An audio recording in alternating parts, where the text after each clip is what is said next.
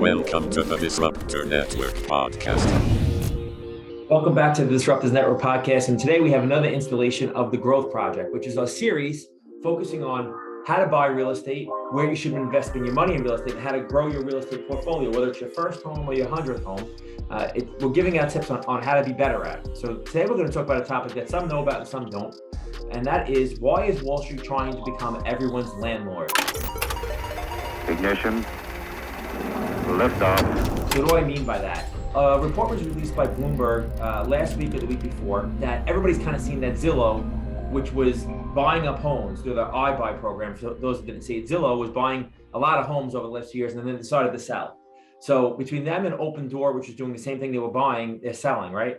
But when they sold those homes, most of those property, 100,000 of the homes that we could see on record that they were selling went to companies that were backed by either KKR, Cerberus Capital, or Blackstone, which are huge funds on Wall Street. And those houses never even hit the market.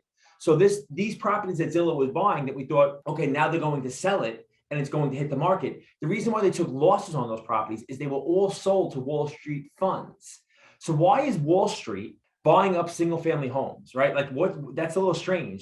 Those people, and a part of the problem is 2 out of the 10 homes that were flipped last year by iBuyers, these companies that were buying these homes over online or whatever it was, were then bought by Wall Street funds. So what are they doing? They're not giving us exact answers, but I'm going to tell you from my best guesses what we think they're doing, right? So why is Wall Street trying to get not into the multifamily, not into the building market, but the single family home market, which is affecting you buyers out there that are trying to buy homes and you're losing out to cash offers. A lot of times when you're getting beat out by cash offers, it's coming from these Wall Street banks and or people who are backed by these Wall Street banks. Because trust me, I've been in the business for 20 years. I've been buying homes for 18 of those years at least. There's never, ever in history been this many cash buyers out there that weren't taking financing. So we know that these Wall Street funds that are buying these properties. So why are they trying to do it, right? They're buying huge blocks of properties. They're paying cash and investing billions because, one, I believe that home prices are rising higher and more stable than any other asset. Meaning it's all been up the last few years without fluctuations. So why am I saying that, right? So they're buying an asset they feel is stable. If you look at the stock market, if you look at crypto, if you look at treasuries, if you look at bonds probably the least of it, but if you look at NFTs even, right? They're very, very volatile investments. So these are investments that they can put their money in, but they can move 15 to 20% in a day, right? So people are looking at real estate. Will there be another real estate crash?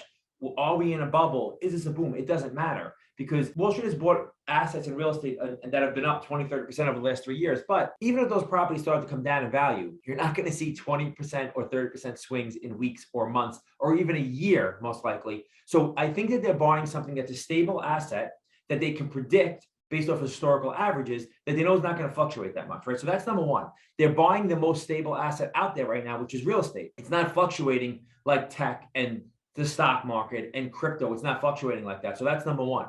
Number two, they've been telling us for years, Wall Street, right, that inflation was coming. Inflation causes rent prices to rise faster than home costs, especially in a low interest rate environment, which pays them huge dividends. So right now, we're in the middle of inflation. This is the highest inflation has ever been right now, where it's the highest inflation has ever been, which means that all of our costs are up, including our housing costs, including our groceries, including our car payments, including our gas prices. Everything is up. So that means what? That rent is going to be up. So now they're buying houses in a market where they're either leveraging at a low interest rate or they're using their cash reserve that they've used to buy these homes for the last few years that they've earned from a market that's been up to buy a stable asset that's going to have a higher dividend over the next few years because rent will continue to rise. Last year, rent rose on average, we've talked about that before on this, 14%. So right there, no matter what, they have an asset that can produce at least a 14% raise. So what if it doesn't go up that much this year? It's possible. But if home prices continue to rise the way they are, rent will continue to rise with it. Inflation causes rent to rise. So they're now buying an asset that's going to appreciate with the interest over time higher, right? So Wall Street so far, what we're saying is they're buying something that's a stable asset in real estate. And two, they're buying something that they know that the rates can continue to go up on year after year. This is why it's important for you to buy, if you can, and fix your housing costs instead of paying a rent cost that you have no control over, that's not fixed, that's going to continue to go up year after year. So that's reason number one and number two. Reason number three, property management companies. Property management has become a $1 billion industry. they're not only buying these properties, but they are also investing in companies that maintain them for themselves and others. This is a huge stream of income for years to come, even if the real estate market goes down in price. So they're becoming either property management companies or they're investing in property management companies, which has become a billion-dollar industry. And you're seeing it over and over again because for a few reasons. Property managers, for the most part, been able to collect fees. Now, just for you to don't know, a property management company will collect anywhere between 10 and 12% of the gross rent that's collected. So if a building or a house collects $100,000 a year in rent, they get between $10,000 and $12,000 of that number to maintain the property. As homes become more technology driven, because we have smart homes now, most homes are smart homes, you can control most things off an app, right? There's still going to be maintenance on those properties. Real estate, as it continues to grow, property management becomes a bigger and bigger industry. So as that's happening, they're not only buying the properties, they're buying the companies that manage the properties to create more revenue off these properties. So there's a couple of different revenue streams that they're digging into right here. One is the appreciation of homes, which they're making money of.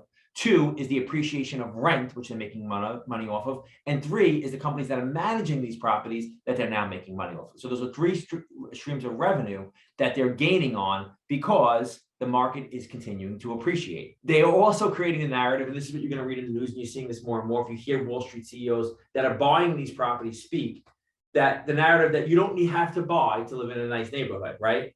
But they aren't telling you that rented home will cost you hundreds of thousands more dollars than owning as they continue to raise rent year after year. So now they're saying to you, why do you need to buy? Rent a home in a beautiful neighborhood. You can go to the school district you want to go to. You don't need to own that home. That's correct. But in doing that, they're not telling you that your rent's going to go up year over year. And long term, it could cost you hundreds of thousands of dollars more in rent that it'll cost you from owning that home. So I've always learned in life and investing, I think through mistakes and through a lot of different things that, you tend to try to follow the money, right? When Wall Street is putting a lot of money into single family homes, which is something new, they've never really had a heavy investment in single family homes in the history of buying homes. The last few years that has changed, right? So if they're doing that, then what should you be doing? Shouldn't you be in a place where you can do the same exact thing? And to do this, just so you know, they're not out on the street looking for these homes. They're just using a formula. They're saying, we can get this much rent in this zip code if we buy a home. Okay, that price point makes sense. Great. When they bought homes from Zillow, because Zillow decided, hey, we don't want to own homes anymore. We bought all these billions of dollars of houses. Now we don't want to own homes anymore. When they bought those homes from Zillow, they went to Zillow and say, hey, you have all these homes. You need cash. We'll give you 75 to 80 cents on your dollar that you spent to buy the whole portfolio from you. So they bought them in bulk.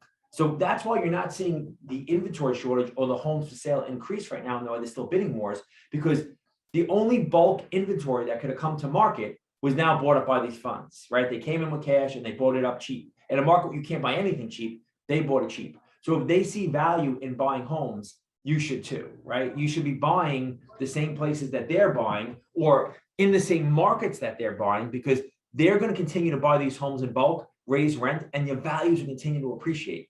So like I said, I've always decided in investing that the best and smartest thing to do is to follow the money. In this case, the money is coming from Wall Street, which is what all those cash offers are. They're buying single family homes and they're outbidding the individual buyers on the street. That doesn't mean you can't buy, right? That does not mean you can't buy. They're looking for a certain value. That doesn't mean you have to overpay for a house. That means you have to be patient. You have to find a home that makes sense to you cost-wise. But if you can get into a home now, the value you're going to walk into, even by the time you close, will be up from what you paid for it in most cases, right? So because house values are moving so fast, and they'll continue to move fast this year, because even when interest rates are up, it's still a very, very cheap cost of money. And as I'm taping this, we're in the middle of a conflict between Ukraine and Russia, which is causing the Treasury, which is an indication of how interest rates are going to go down, right? So the Federal Reserve had said they're going to raise interest rates higher.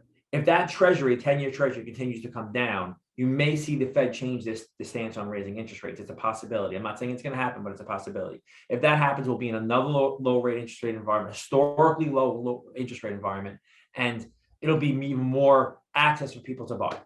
So as I said on previous calls, I'm giving you guys a little bit more insight to what's going on in the market and why it's happening. But the other thing I'm trying to create urgency with you with is that if these big funds who have billions of dollars are putting that money into real estate, especially single family home real estate, so should you. And I think it's a good measure to where the smart money is going. I hope you enjoyed this. The Growth Project and all the rest of the series that we've had about real estate is available on all streaming platforms: Apple, Spotify, Disruptors Network website, our YouTube channel, which is the Disruptors Network. Check it out. Check it out on whatever streaming platforms you have for podcasts. We're on all of them. I hope you're enjoying this, and we'll see you next time.